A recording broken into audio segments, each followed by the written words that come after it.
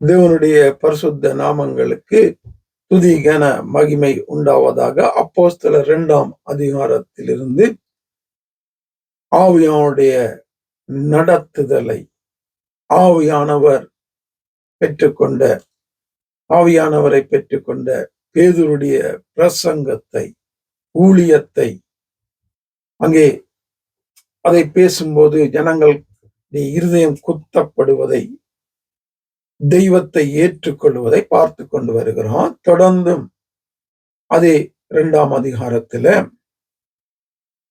இவங்க குத்தப்பட்டு பேதுருவை நாங்க என்ன செய்யணும் என்று கேட்கும்போது பேதுரு சொல்றாரு, நீங்க மனம் திரும்பி ஒவ்வொருவனும் பாவ மன்னிப்புக்கென்று இயேசு கிறிஸ்துவின் நாமத்தினாலே ஞானஸ்தானம் பெற்றுக் கொள்ளுங்க. அப்பொழுது பரிசுத்த ஆவியின் வரத்தை பெறுவீர்கள். ஒரு முக்கியமான காரியத்தை சொல்றாரு. பரிசுத்த ஆவியானுடைய வரத்தை பெற்று மற்றவருடைய பாஷைகளை, அந்நிய பாஷைகளை பேசி தேவனுடைய மகத்துவங்களை கூறி, தேவனை பற்றி கூறி, அவருடைய இருதயத்தை குத்தப்படத்தக்கதான தேவ வார்த்தைகள் பிரசங்கத்தை பிரசங்கித்து அவர் இந்த ஊழியத்தை செய்யும் போது கேட்ட ஜனங்கள் நாங்க என்ன செய்யணும் என்று கேட்கும்போது மனம் திரும்பி நீங்க ஞானஸ்தானத்தை எடுங்க, பாவம் மன்னிப்புக்கணும் இயேசுவின் நாமத்தினால எடுக்கும்போது இதே பரிசுத்த ஆவியானவரை அப்பொழுது நீங்கள் பெற்றுக் கொள்வீர்கள், அவருடைய வரத்தை பெறுவீர்கள். இப்ப பரிசுத்த ஆவியானவரால் நிறைந்தவர்களாக நடத்தப்பட்டு கொண்டிருக்கிற பேதுருடைய காரியங்களை பார்த்து, பிரசங்கத்தை பார்த்து குத்தப்பட்டு தான் இந்த ஜனங்கள் கேட்கும்போது பேதுரு சொல்றாரு, நீங்களும் மனம் திரும்பி இயேசுவை ஏற்றுக்கொண்டு பாவ மன்னிப்புக்கு ஞானஸ்தானம் பெறும்போது நாங்க பெற்றுக்கொண்ட இதே பரிசுத்த ஆவியானவருடைய வரங்களை நீங்களும் பெற்றுக் கொள்ளுவீங்க என்பதான ஒரு காரியத்தை அங்க சொல்றாரு. அப்ப பரிசுத்த ஆவியானவரை பெற்றுக்கொள்ள வேண்டும் என்றா ஒரு மனுஷன் என்ன செய்யணும்?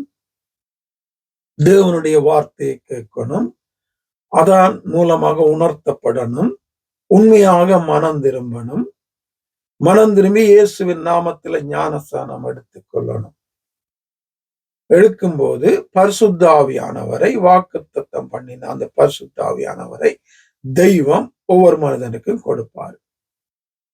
பரிசுத்த ஆவியானவருக்காக போய் ஒருத்தனுக்கு போய் தலையில கைய வச்சு ஜெபம் பண்ண வேண்டிய அவசியம் கிடையாது. இது அங்க பேதுரு சொல்லல. மனம் திரும்பி இயேசுவின் நாமத்துல பாவ மன்னிப்புக்கு ஞானஸ்தானம் எடுக்கும் போது ஆவியானவரை பெற்றுக்கொள்ளுங்கன்னு சொல்றாரு. அப்ப பரிசுத்த ஆவியானவர் எப்போ ஒரு மனிதனுக்குள்ள வருகிறார் என்றால், மனம் திரும்பி இயேசுவை ஏற்றுக்கொண்டு ஞானஸ்தானம் எடுக்கும்போது அங்க வந்துடுறாரு. இயேசுவை தெய்வமா ஏற்றுக்கொள்ளும் போது வந்துடுறாரு.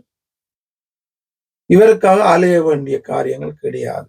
அங்கங்க பெரிய பெரிய ஊழியக்காரனை கொண்டு தலைகளை கொடுக்க வேண்டிய அவசியம் கிடையாது. உண்மையான ஒரு மனம் திரும்புதல் இருக்குமானால் ஆண்டவர் ஆவியானவரை தருகிறார். அப்ப ஆவியானவரை தந்திருக்கிறாரு என்று சொல்றீங்களே, அப்பயே ஆவியானுடைய கிரியைகளை காணல என்னுடைய வாழ்க்கையில எனக்கு கேட்பீங்களா இருந்தா, ஆவியானவர் ஆண்டவர் தருகிறாரு. அங்கே பேதுருக்கு கொடுக்கும் போது ஆவியானவரோட நோக்கத்தை அவர் செய்கிறார், ஆவியானுடைய ஊழியத்தை அவர் செய்கிறார். அவரை புரிஞ்சு கொண்டு அதுக்கேற்ற விதமாக பேதுரு அங்கே காரியங்களை செய்யும் போது ஆவியானுடைய வரங்கள் அவருடைய வாழ்க்கையில கிரியை செய்யுது.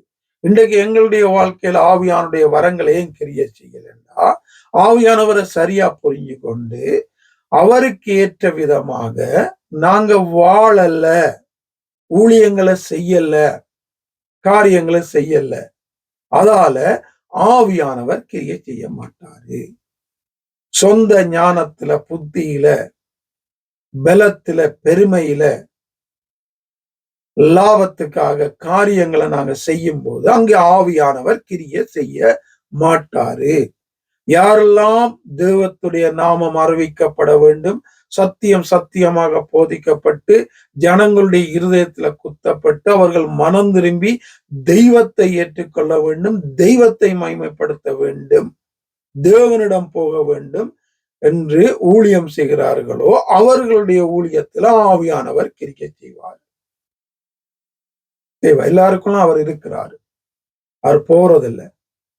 அப்ப அவர் இருக்கும்போது அவரை பயன்படுத்தி கொள்வதற்கு நாங்க தான் காரியங்களை செய்யணும்.